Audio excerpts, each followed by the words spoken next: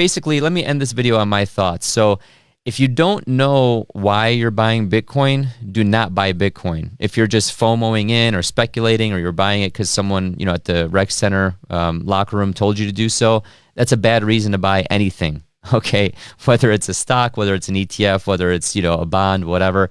Don't buy it because the number is going up. That's obviously going to pique your interest, but you need to understand, why is the number going up? Okay, why does it keep doing this thing year after year after year, cycle after cycle after cycle, after multiple 75% drops, 80% drops? It's recovered from that 3 times now.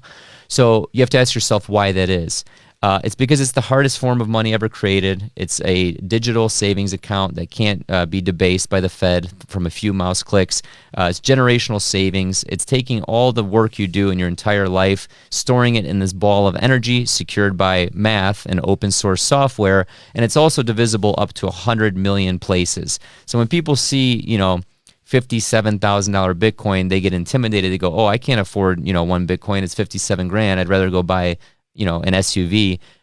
They forget that it's like a fractional stock. You don't have to buy the whole share of Bitcoin. You can buy it down to the 100 millionth, which is denominated by Satoshis. That's what 100 millionth of a Bitcoin is. So ultimately what I've been doing is I've been buying every week since roughly 2018. I don't tell people how much Bitcoin I own, but I'm kind of comfortable with where I'm at right now, even though I still continue to buy every week. I bought Bitcoin at $2 grand. I bought Bitcoin at $68,000. It doesn't matter to me, right? Because ultimately, I end up somewhere in the middle in my cost basis, and I also smash buy when it has significant dips. Don't do what I do. Don't listen to me. Don't listen to any influencer on YouTube or on Twitter or Instagram. Most of those people are just trying to sell you something. Ironically, I want you to join my university, but you don't have to. I'm just saying that I've been deeply plugged into these markets for about 18 years now, and when I had my aha moment in December of 2017, that's when I started dollar cost averaging into Bitcoin every single week. If you wonder how I do that, I've done it through a combination of Swan, Coinbase, River. I currently use River.com. I would check them out. If you set up, this is not sponsored at all, but if you set up dollar cost averaging, there's no fees.